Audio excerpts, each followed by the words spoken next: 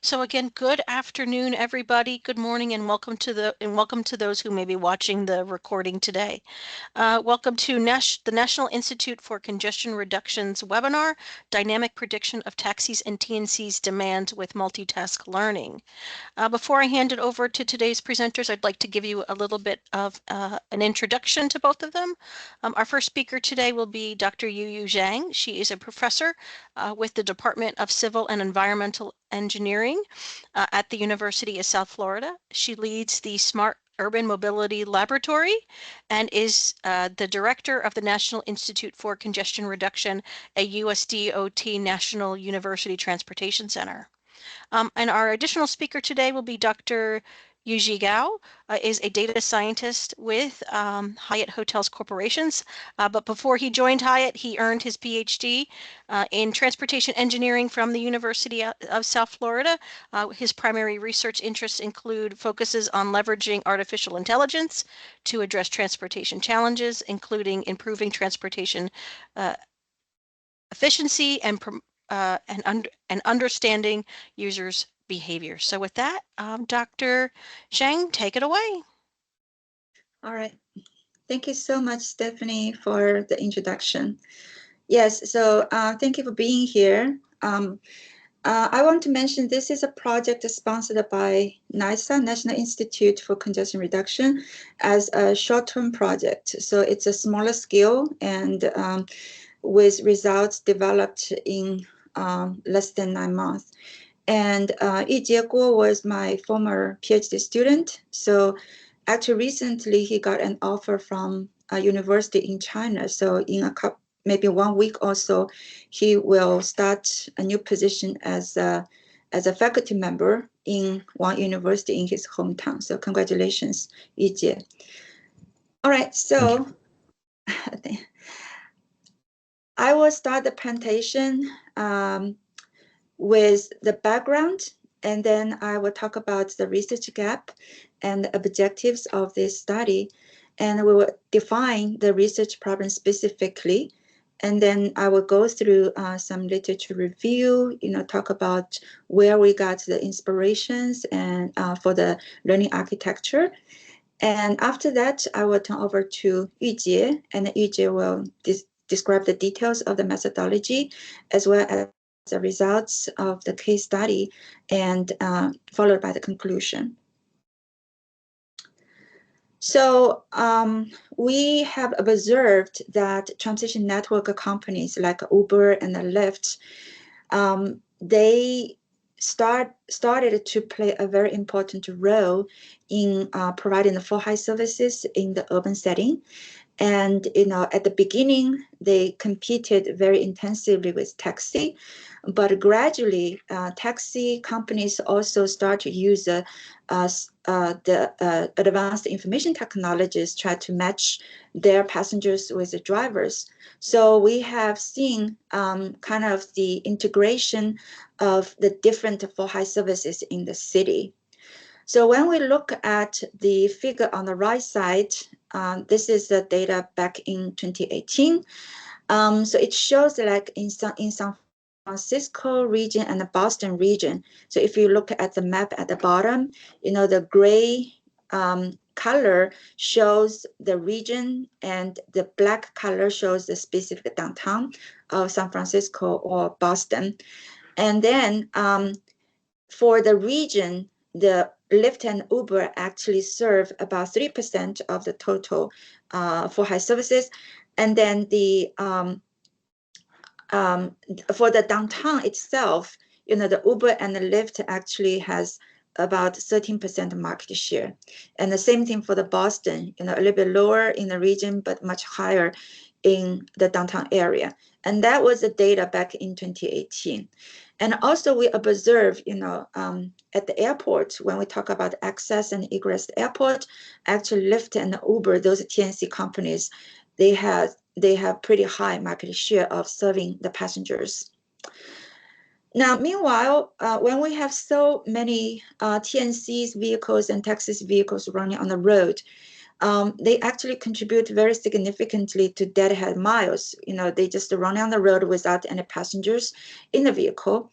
And so if we could do better, accurate short-term demand forecasting, then it can help improve the operations of these services, can help reduce the idle time of the vehicles, can improve the vehicle capacity utilization, and of course, reduce the traffic congestion. And another thing is that we found out that the demand for the taxis and TSCs could be closely related or correlated. So the figure at the bottom shows the New York City ride-hailing trip data, and that was back in.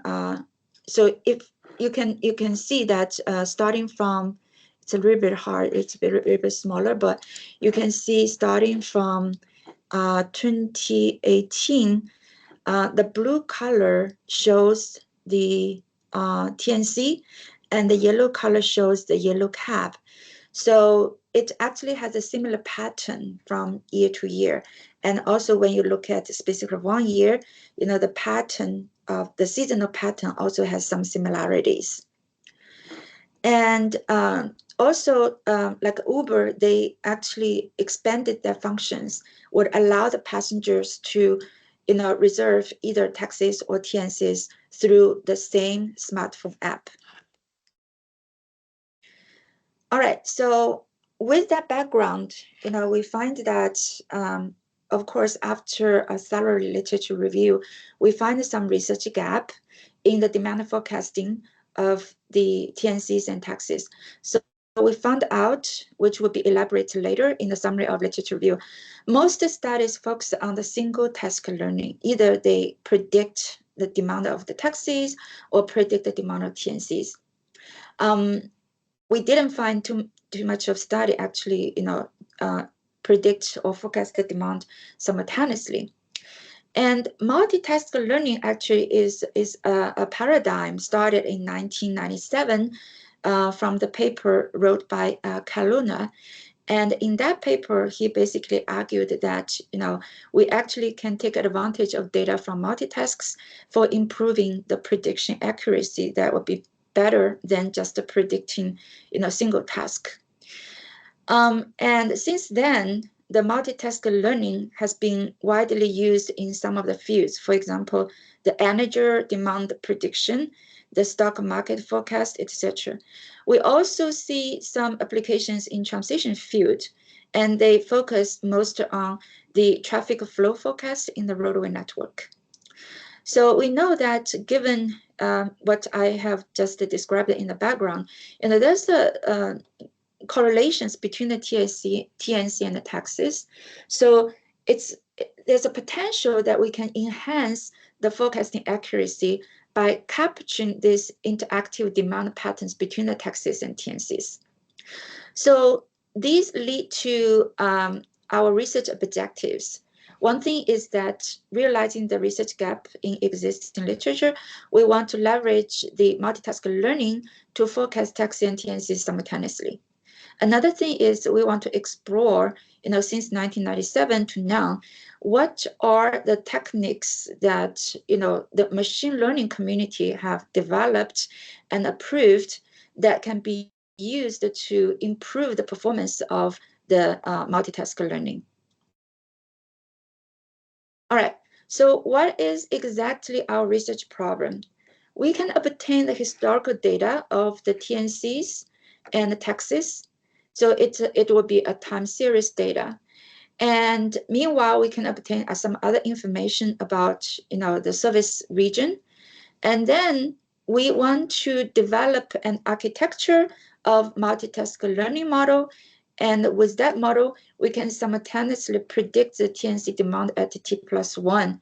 So in our study, we want to focus on the short-term prediction, which means hourly. So we get the hourly historical data, and then with the learning model, we want to predict what would be the demand for TNC and the taxis in the next hour. All right, so let me summarize the literature review. So first, we,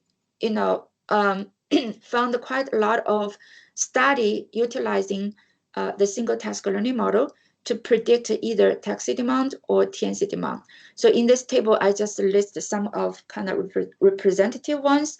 And many of them use the graph convolution network to capture the spatial dependency, and use like a gated recurrent unit or the long short-term memory to capture the temporary dependency in the single task learning.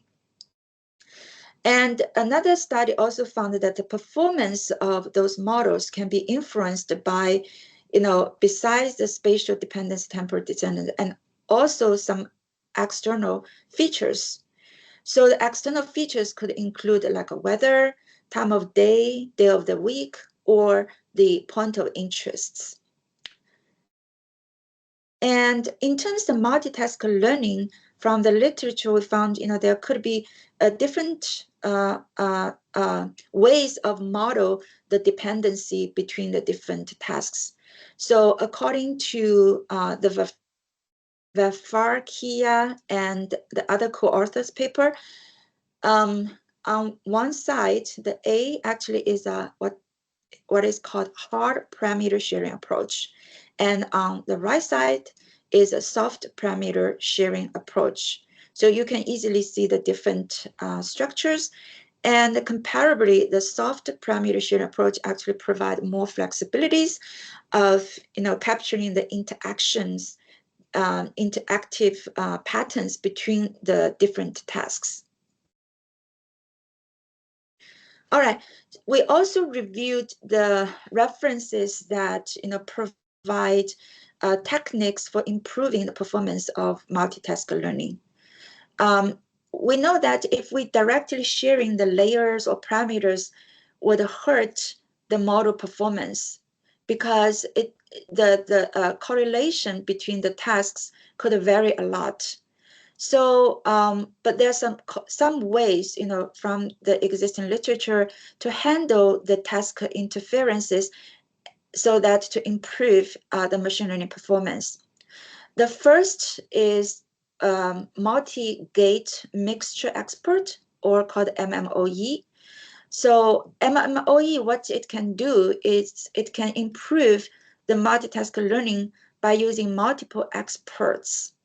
And those experts, as shown in the middle of the figure, like expert 0, 1, 2, those are small neural networks. And then each task actually would have a separate gate, like a gate A and a gate B, that learns the combination of the experts differently, so that we do not share the entire layer or the all parameters between the tasks, but given the gates and the different neural networks indicated by the experts actually can improve the performance of multitask learning. And then another paper we found out is from the Misra and other co-authors back in 2016. They propose a tool called the cross-stitch network. So what they did was to answer a question is, what layer in the multitask learning, or what are the parameters should be shared between the different tasks? So the key concept is to learn a linear combination of the outputs from different task-specific networks at specific layers, and then allow the model to dynamically stitch information from one task to the other, based on the learned weights.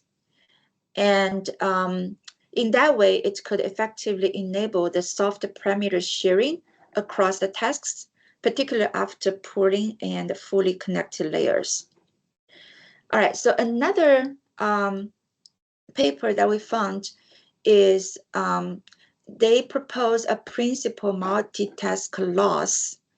So the idea is, in multitask learning, the different tasks often have different loss magnitudes and also different learning difficulties, which make it very hard to train a model efficiently. So the traditional methods usually use a fixed weighting for the task losses, which could lead to suboptimal learning. So in that study, they claim that homoscedastic uncertainty actually could provide a way to automatically adjust the loss weights based on each task's inherent uncertainty ensures that tasks with higher uncertainty got downweighted, while more confident tasks contribute more to the training. And in addition, if you record the cross-stitch network, yes, they allow the flexibility information sharing between the tasks, but they didn't take a look into the specific features in each of the layer. So the Shaw and his co-authors actually taking this a further step, and they proposed what they call the gated multitask learning. So the gated multitask learning, as you can see from this slide, so they add another tool here shown on the right side, and what they do is they come up with a sigmoid function, and then they look into the specific features into the different layers, and using the G function to capture the different importance of the features of carrying to the other task. So with this additional step, it can further improve the performance of multitask learning. All right, so with all this, I will turn over to Dr. Guo, and he will start to talk about the methodology for this particular study and followed by the case study. Yeah, thank you, Dr. Zhang. So I'll take control over the screen. Yeah, so for our work, we firstly collected taxi and TNC trip data in Manhattan, New York City, and we cleaned the data based on some criteria. For example, we removed trips less than 1 minute or greater than 2 hours. We also set minimum trip distance 0.2 miles to remove the incorrect records. And for the remaining trip data, we aggregated the trips to zonal level for each hour, and this allows us to predict the hourly demand based on historical demand information. Then we build a multitask learning model to predict demand for taxi and TNCs simultaneously. For comparison, we also trained single task learning models to see how they perform. To evaluate the model, we used two key metrics, mean absolute error and root mean squared error.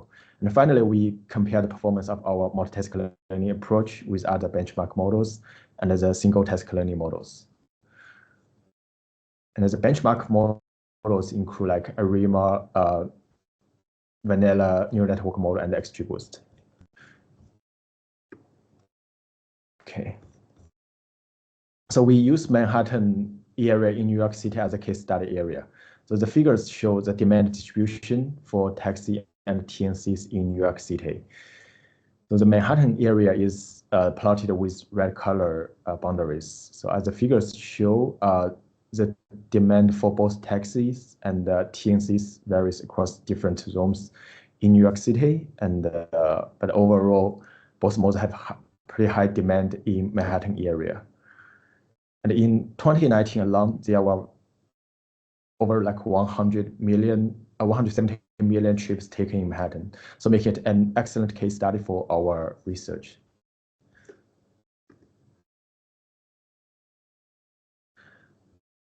So as Dr. Zhang mentioned before, the demand pattern for taxis and the TNCs are closely correlated at both. From our figure shows they are closely related in both temporary and spatially. So for temporal correlation at monthly level, which is the upper left figure, it shows there's some difference. The TNC demand has been increasing, while taxi demand has been decreasing, leading to a negative correlation at this scale. However, at the hourly level, the demand pattern for taxis and the TNCs are very similar. Their correlation is above 0.9. So they are the bottom two figures, meaning they as you can see, they follow almost the same trends throughout the day. And as for the spatial correlation, which is the right figure, as you can see across different rooms, the demand for taxis and TNCs is also positively correlated based on the scale of correlation. The lowest correlation value is 0.747, but most of those have correlations higher than 0.7. So that shows taxis and TNCs have very similar demand patterns across the city. So given this strong correlations, multitask learning model can leverage this shared information and potentially improve the accuracy of demand predictions for both modes. So we explored and tested various multitask learning model architectures, including those mentioned in the literature review. And among them, those methodologies, the gated MTL performs the best for our case for demand forecasting. So to recall, the gated MTL is particularly effective at filtering out the negative information between tasks, ensuring that only useful features are shared. So our model architecture includes several layers. So on top is input layer, and we have a graph convolutional network that receives input features and to capture the spatial interactions between zones. And then the output from the graph convolutional network layer, or GCN, is passed to an ALSTM layer, and ALSTM is used to capture the temporal correlations. And we also have an attention layer after ALSTM, and it helps the model focus on most important features and give them more weight to those important features while passing those features to the next layer. So finally, the features pass through a four-layer connected layer, or FC layer, to produce predictions for the next time step. So next, I'll walk through some of the key components of this model in more detail.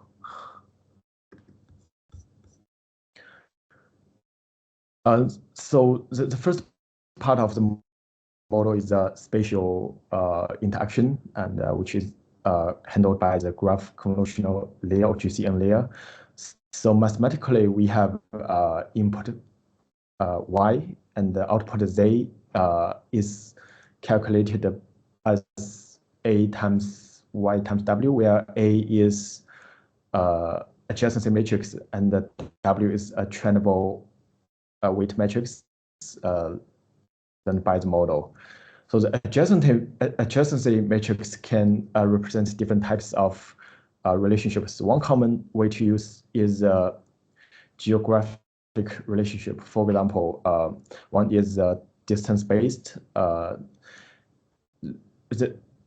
When two zones are closer in distance, then the values are higher will be higher in the adjacency matrix.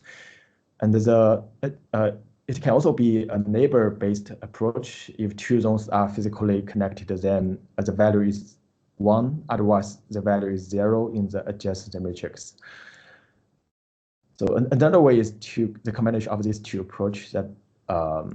So the first two approaches we mentioned are represent the first order relationships. We can also combine them together by multiplying the distance-based value with the neighbor-based value to get to the second order relationships.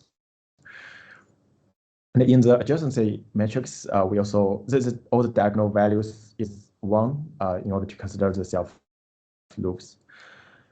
So to visualize the GCN, here is a toy example. So we want to, for example, compute the updated feature value for node 1 after applying GCN. And node 1 is only connected with node 2 and is not connected with node 3. So in this figure, both nodes are transformed using both nodes, like node 1 and 2, are transformed using matrix W, and then this information are aggregated based on the values in the adjacency matrix, and we get an updated value for target node 1. So for the temporal interaction, we use EOSTM and attention architecture. The EOSTM architecture is very effective of handling the sequential data. It is able to learn temporal pattern and capture the long-term dependencies.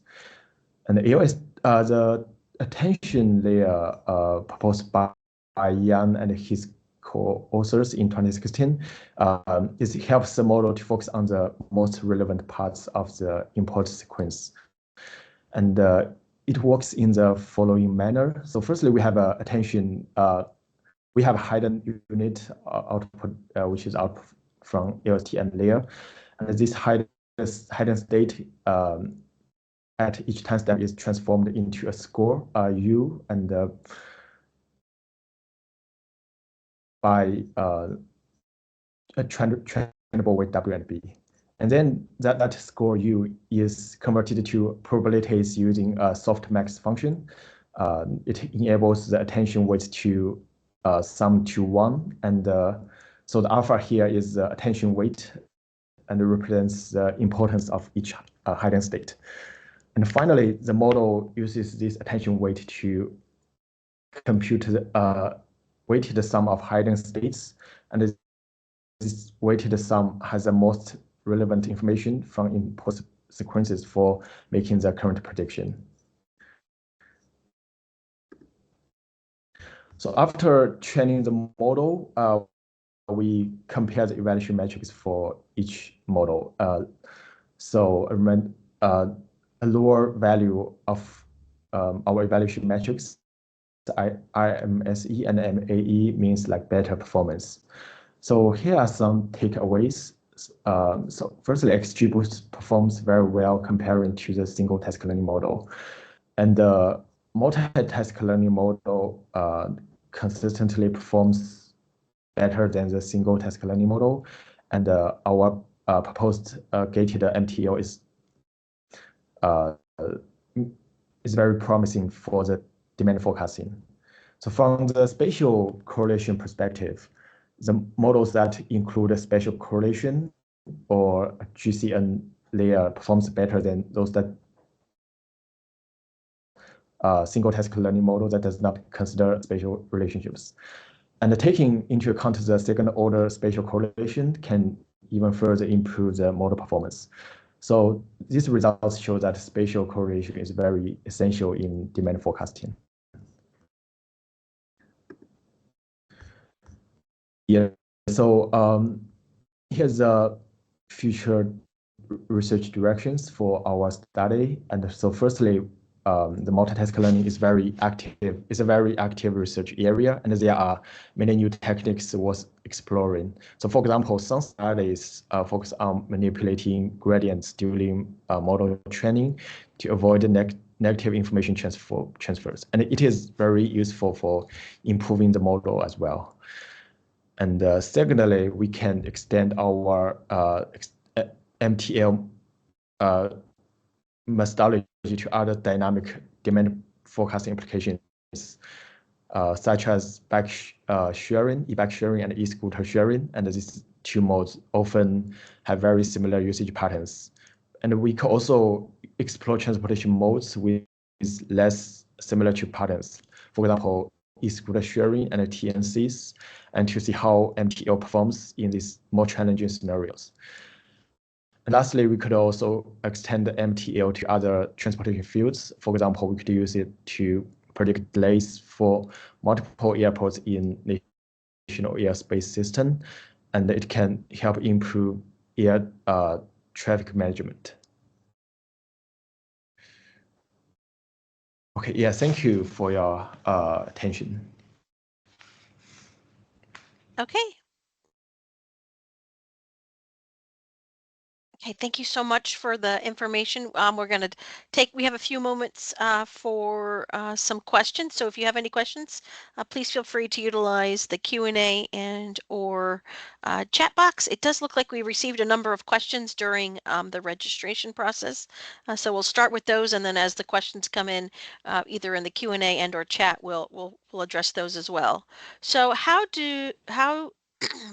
how do accuracy improvements translate to tangible economic benefits for operators or cities? Okay, as I mentioned in the background and introduction, the ride-sharing vehicles actually contribute to the deadhead miles, and those actually will add into the traffic flow in the urban roadway network and possibly cause the congestions. And also those additional deadhead miles actually leads to the excessive air pollutant emissions. So the reduce of IMS, which means the better predict what would happen in next hour or the hour after, and those information can be used by the TNC companies for converting the information into certain messages to the drivers and guide their locations. Let the empty vehicles go into the areas with more potential demand. So in that way, it can be used to reduce the imbalance between the demand and the supply. So from the driver's perspective, they can have more effective hours of earning the payment. And then from the passenger's perspective, they can easily find the available vehicles and drivers, and it could help reduce their waiting time, and help them to get to the destination much faster. So, I mean, those are the direct and indirect, benefits of having a better short-term demand forecast. Great, thank you. The next question comes in and says, despite being a neutral network, a single task module without GCN underperformed XGBoost. What might explain this, and how did adding MTL and GCN address it? Yeah, thank you for this question. Yeah, so XGBoost model can handle feature interactions very well. It is very easy to its hyperparameters, and sometimes it can perform better than neural network models. However, XGBoost model can either capture spatial or temporal correlation, whereas neural network model is more powerful. It is able to capture both interactions, and also adding the MTL technique, it further captures more complex interactions between different modes. So it basically captures more information. As a result, MTL and with MTL and GCN, it could perform better than XGBoost. Yeah. Great, thank you. It says how. What measures are in place to ensure that the module doesn't overfit to historical demand patterns? Yeah, we have some techniques in our model training to avoid overfitting. So we adopted a early stopping during training. For example, when the model training, when the loss started to increase after 10 epochs for the testing data, then we stopped the model training. And yes, we also have some like regularization techniques in the model. Yeah, we forgot to mention that in the presentation. Yeah, but it's a good point. Yeah. Great. How interpretable is MTL model to policy makers or operators? Can the gating mechanisms decisions be explained? Yes, I think as during our presentation, we actually showed the data, the historical data from the from our case study, which is New York to Manhattan area, did show the interactive, patterns. And I think from the policymakers and from users' perspective, they probably have already realized that. So as Yijing mentioned, emphasized again, whenever we do the forecast, we want to utilize the available resources as much as we can so that we can explain the variation of the data much better. And I remember during my PhD study and right after I joined USF, I was working on, predicting the airport delay. And when I was doing that, because there's a flights between, different airport pairs, and then the delay, the departure delay of one flight at airport A going to airport B could affect the flight delay at the airport B, both for arriving there, or affect another departure that will use the same aircraft that coming from airport A.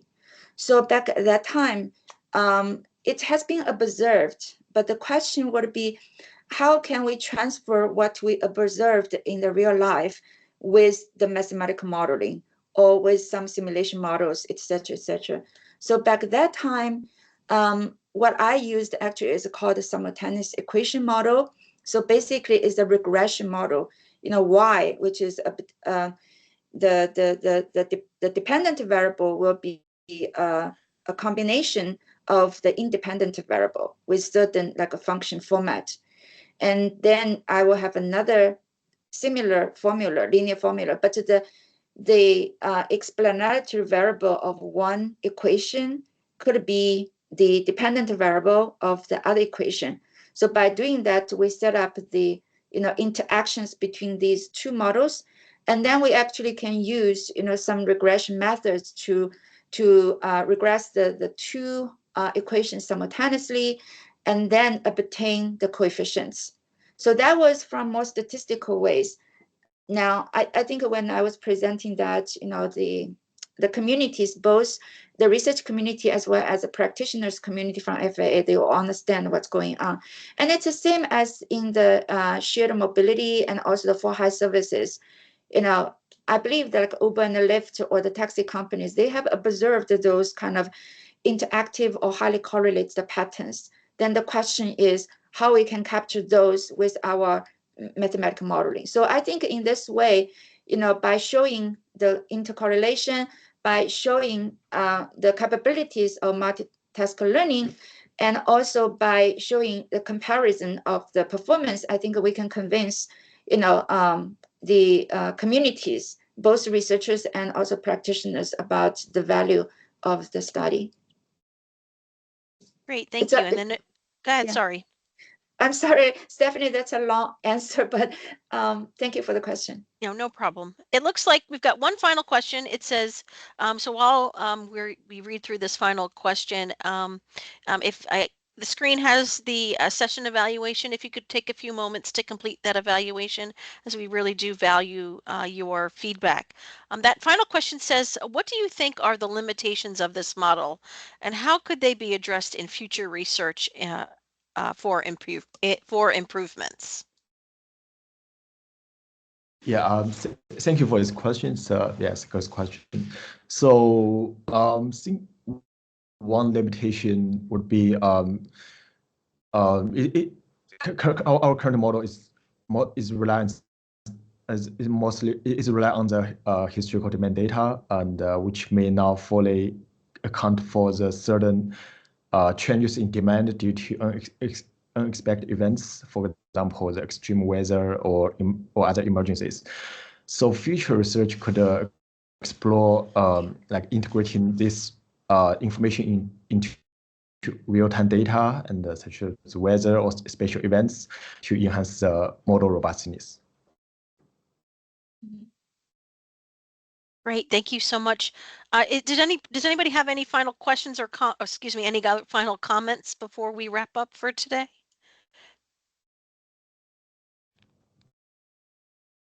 Okay. Nothing. I just wanted to give you an opportunity. Okay, so thank you so much for attending today's webinar on behalf of the National Institute for Congestion Reduction. There is a link of all of our upcoming webinars. Feel free to register for any of them.